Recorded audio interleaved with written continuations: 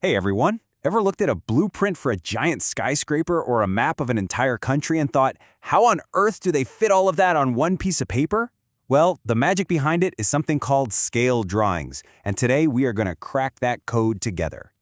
So, here's what we've got on tap. First, we'll talk about why scale is even a thing. Then, we'll get into how to actually read a scale. After that, we'll tackle the two big skills, turning a drawing into its real-life size, and then doing the reverse, shrinking a real object down onto paper. And to wrap it all up, we'll see it all in action. Okay, so first things first, why do we even need scale? Well, it's pretty simple, really. The world is full of things that are either way too big or way too small to draw at their actual size. Scale is the brilliant solution to that problem. I mean, seriously, think about it. How would you draw the Eiffel Tower on a piece of A4 paper? You can't just get a bigger piece of paper, right? You'd need one the size of a football field. So there has to be a cleverer way. And that clever way is the scale drawing. What we do is create a perfectly proportional, just tinier version of the real thing. Every single line on this drawing is an exact, shrunken-down copy of the real deal. And get this, the actual Eiffel Tower is a mind-boggling 70,000 times bigger than this drawing. And this idea isn't just for famous monuments. It's the very heart of architecture, engineering, and cartography. Every blueprint, every floor plan, every single map you've ever looked at relies on scale to make our huge world fit in our hands. Okay, so if we're going to use these drawings, we have to learn to speak their language. And that all comes down to decoding a few little numbers. So, what is a scale? At its core, it's just a fixed ratio. It's a simple rule that tells you exactly how the drawing relates to the real object. And the most important word there is fixed. That ratio doesn't change. It's consistent across the entire drawing, which is what keeps everything in proportion.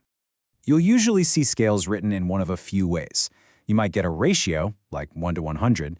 That just means one unit on the paper is equal to 100 of those same units in real life. Or you'll see a statement, like 1 centimeter equals 5 kilometers, which is super common on maps. And sometimes you just get a little bar that you can measure things against. They all do the exact same job. Now this right here is a pro tip. This is absolutely crucial. If you ever see a scale that's just a ratio, like 1 to 50, and it doesn't mention any units, you always assume it's talking about centimeters. So 1 centimeter on the drawing equals 50 centimeters in the real world. Remembering that one little rule will save you so much guesswork. All right, enough theory. Let's get our hands dirty. First, let's figure out how to take a measurement on a drawing and find out how big it is in real life. In other words, we're about to make things a whole lot bigger. And for this, there is one golden rule you need to know. When you go from a drawing to the real world, the object has to get bigger, right? And in math, to make a number bigger, what do? You multiply. Just burn that into your brain. Drawing to real life, multiply. The method is a simple 3-step process that works every single time. Step 1, take a ruler, measure the line on the drawing. Easy.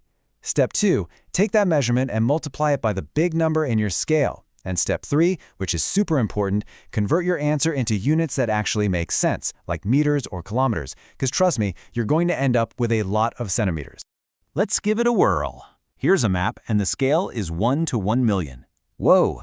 That means just 1 centimeter on this map represents 1 million centimeters, that's 10 kilometers, in the real world.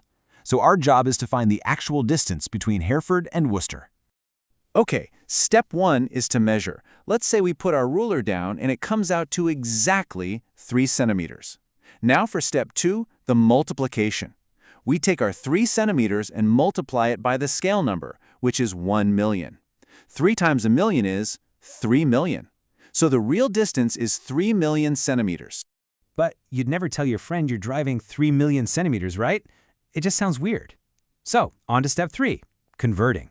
To turn centimeters into meters, we divide by 100. That gives us 30,000 meters. Still a bit clunky. So we divide that by 1,000 to get kilometers. And there it is, 30 kilometers. See? Not so bad. So we know how to go from small to big. But what about the other way around?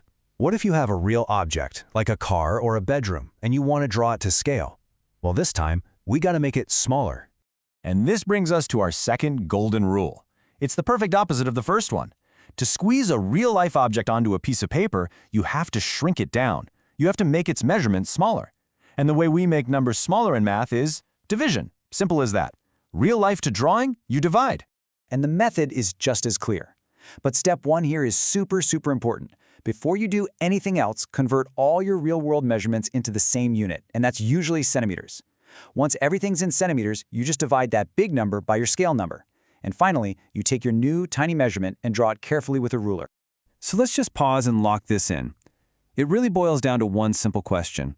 Which way are you going? If you're going from the drawing to real life, things get bigger, so you multiply. If you're going from real life to the drawing, things get smaller, so you divide. If you can remember that, you've mastered the core of scale drawings. All right, we've covered the rules, we know the 2 golden rules. Let's put it all together and try a little challenge, shall we? Check this out. We've got a floor plan for a house. And the scale is a nice friendly one. 1 centimeter on this drawing represents 1 meter in real life. To make things even easier for us, the whole plan is on a grid, and each one of those little squares is exactly 1 centimeter by 1 centimeter.